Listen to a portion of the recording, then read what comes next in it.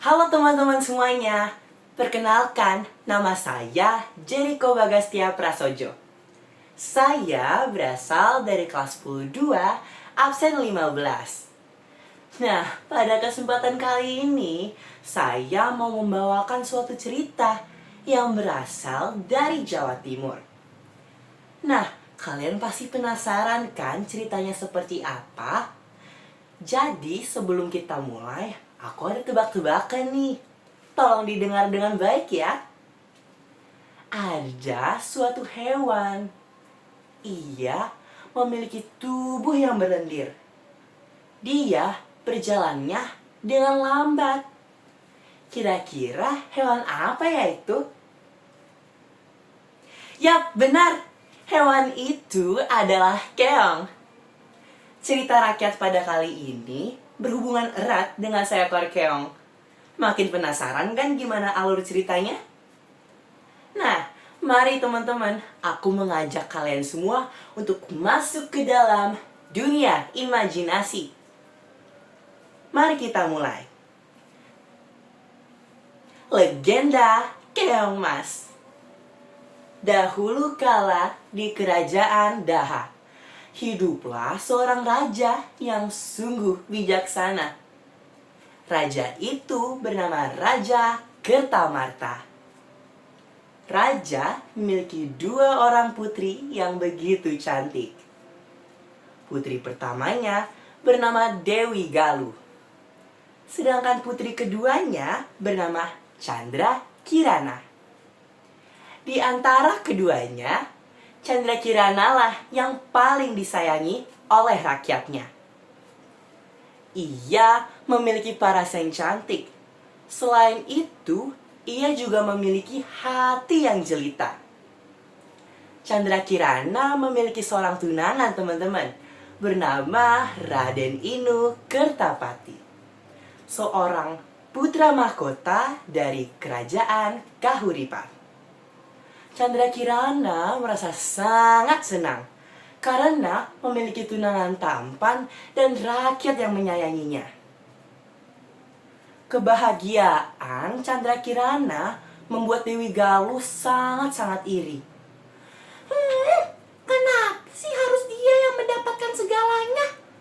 Seharusnya aku yang mendapatkan itu. Aku tidak bisa diam saja.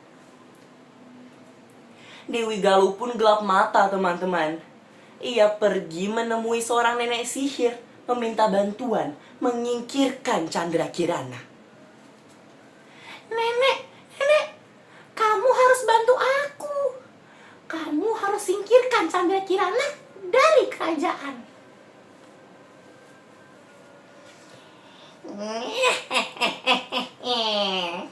Tenang saja, Tuan Putri. Apapun akan aku lakukan untuk membantu Dewi Galuh. Suatu hari, Chandra Kirana sedang berjalan-jalan di tepi pantai. Ketika sedang asyik bermain pasir, tiba-tiba nenek sihir itu muncul dari pasir.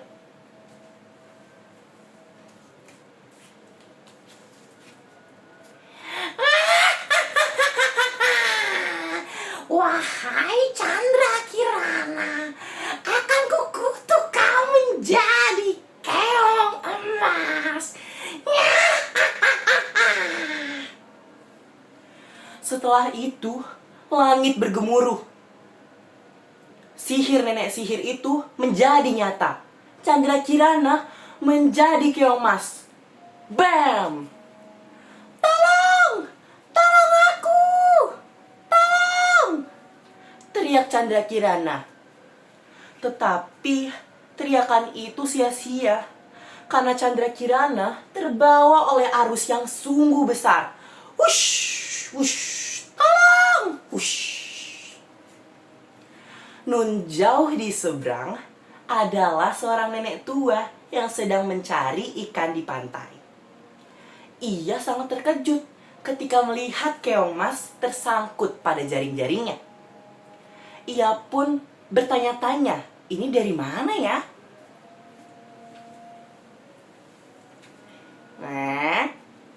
Hewan apa ini? Kok warna emas? Apa aku bawa pulang saja ya?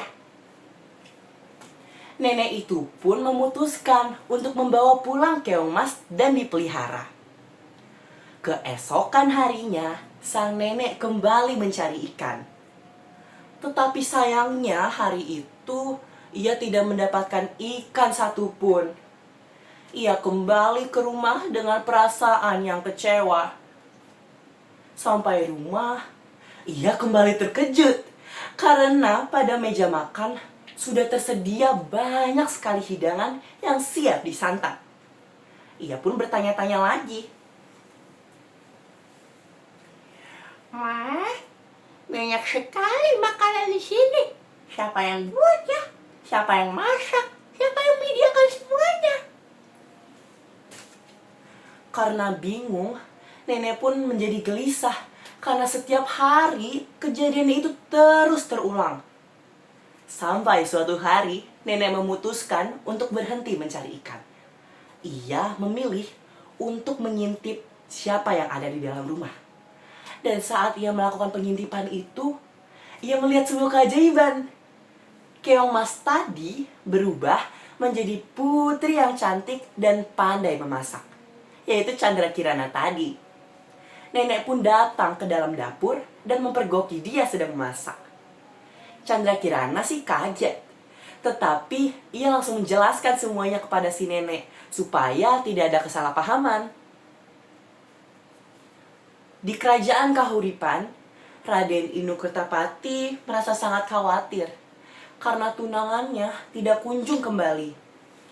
Ia pun berencana untuk mencarinya sendiri. Ia menyamar menjadi rakyat biasa untuk menelusuri seluruh bumi. Nah, kabar ini diketahui oleh Dewi Galuh dan Nenek Sihir. Mereka pun berencana untuk menghentikan Raden Inu Kertapati. Sang nenek sihir itu berubah wujud menjadi seekor gagak. Ia pun langsung pergi untuk mengganggu perjalanan Raden Inu Kertapati.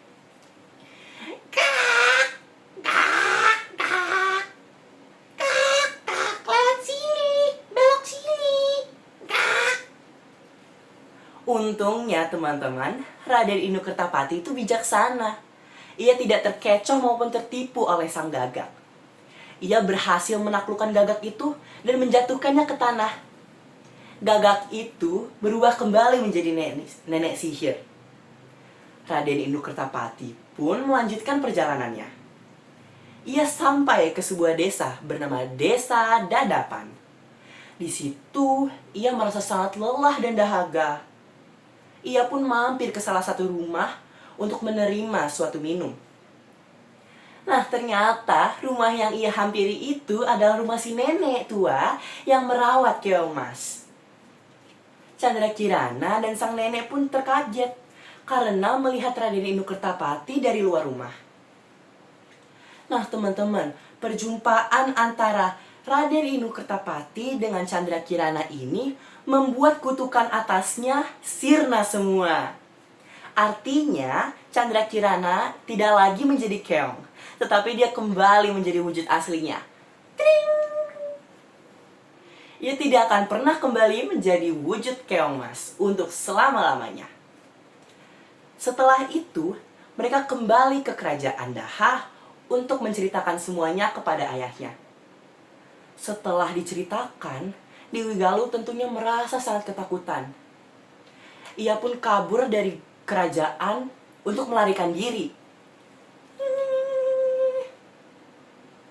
Setelah melarikan diri, dia tidak pernah kembali ke kerajaan.